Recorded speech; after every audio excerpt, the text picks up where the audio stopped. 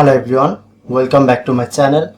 In today's video I'm gonna show you how to make your Facebook private. So first of all, open your Facebook apps, look at the right side, tap on the three line, click on to setting icon. Now click on to privacy checkup.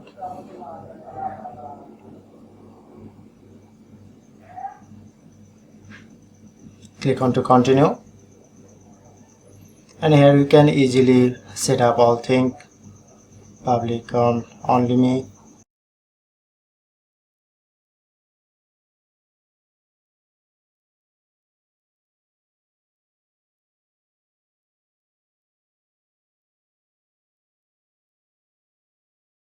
Click on to next.